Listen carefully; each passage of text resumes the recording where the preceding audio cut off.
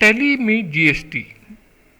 Tally GST आज की तारीख में आप जानते हैं कि गवर्नमेंट के रूल्स बहुत बिजनेस के अंदर स्ट्रिक्ट होते जा रहे हैं।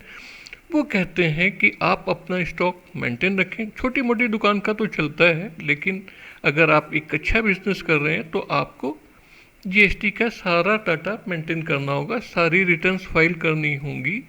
उसके लिए आपको सारी इन्वॉइसेस काटनी होंगी।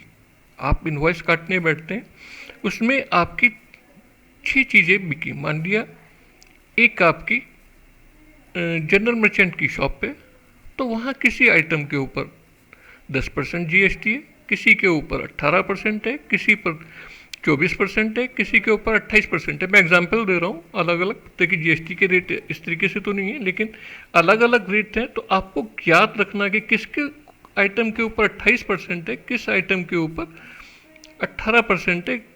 ये आप याद तो नहीं रख पाएंगे।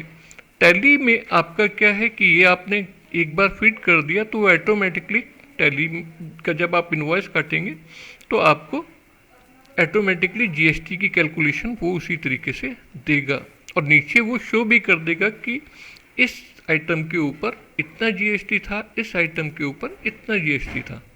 तो ये सारा आपका इजली हो जाएगा।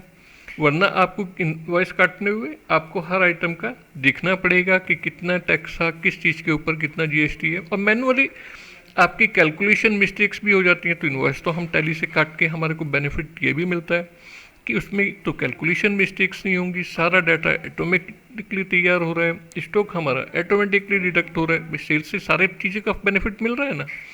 तो ये सारी चीज़ों का हमारे को बेनिफिट मिलता जाता है। फिर हमारी रिटर्न्स भी ऑटोमेटिकली तैयार होती जाती हैं।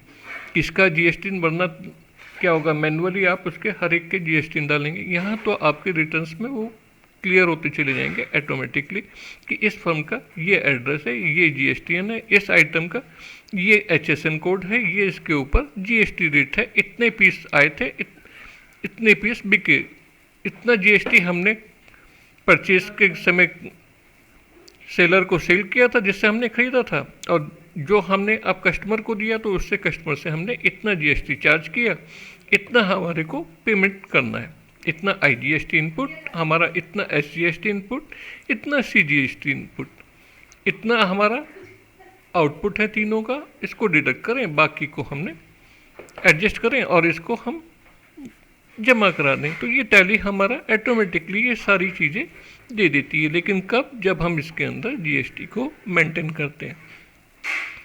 तो जीएसटी किस तरीके से मेंटेन किया जाता है, किस तरीके से इसका सेटअप होता है, ये सारा आपको टैली के एडवांस कोर्स के अंदर सिखाया जाता है।